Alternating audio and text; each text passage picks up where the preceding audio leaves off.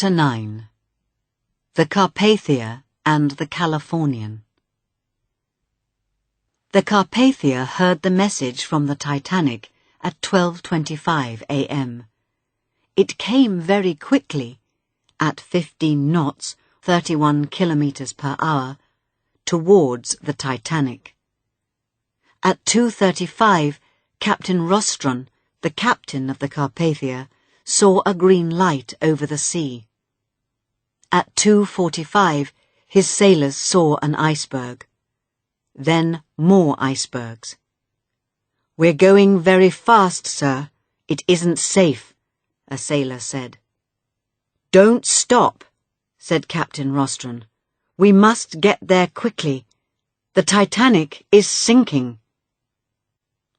There were no more radio messages from the Titanic. At 4 a.m., the Carpathia stopped and sent some rockets into the air. "Here we are," the captain said. "But where is the Titanic?" The sun came up. There was no Titanic. They saw more than 20 icebergs, some big, some small, and one small lifeboat 400 meters away.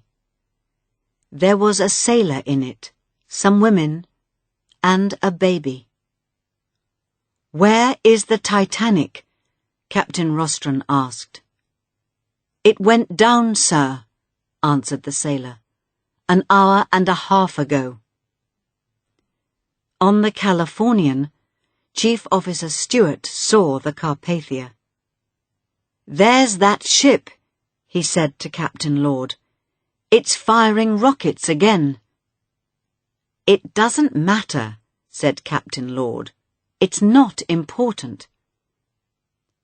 But at 5:40 a.m., Evans, the radio operator on the Californian, got out of bed. "Speak to that ship, Evans, please," Stewart said.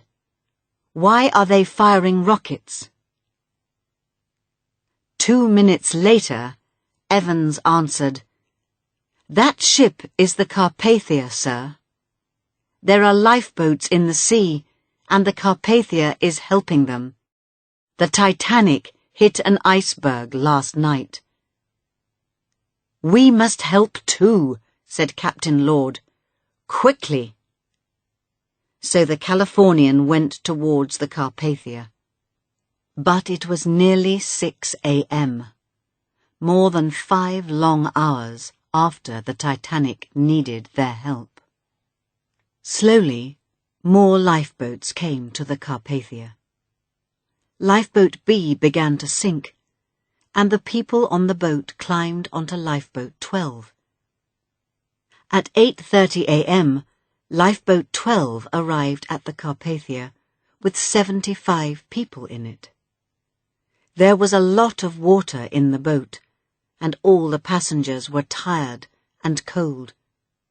It was the last of the lifeboats from the Titanic.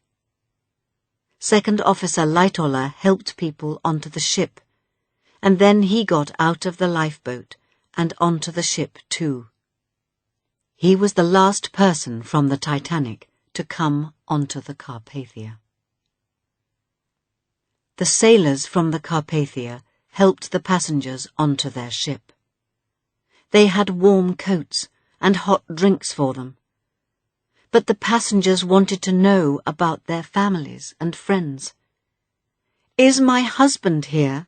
they asked. "Is my wife here? Where are my children?" 4 days later, the Carpathia arrived in New York with 711 people from the Titanic. But back in the cold North Atlantic, 1,513 people were dead. An important man, Senator Smith, began to ask questions. What went wrong, he wanted to know. Why did the Titanic sink? Why did all these people die? Captain Smith and First Officer Murdoch were dead, and the designer Thomas Andrews was dead too.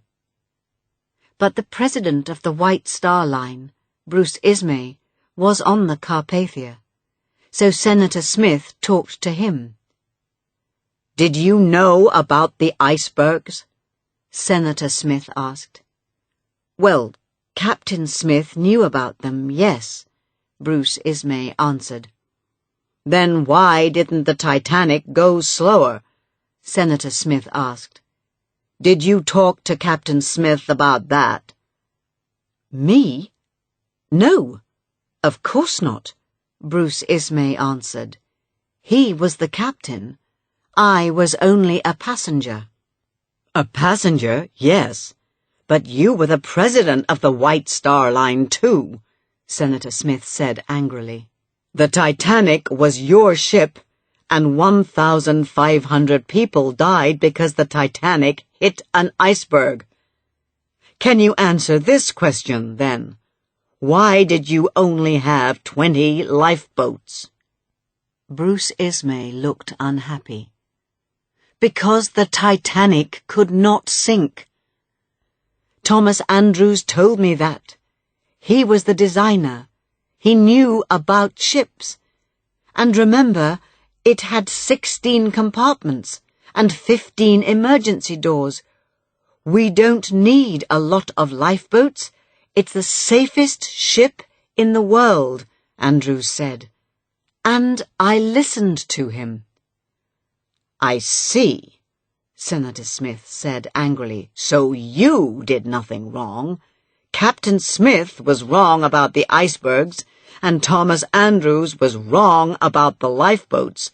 But you, the president of the White Star Line—" "I was only a passenger," Bruce Ismay said.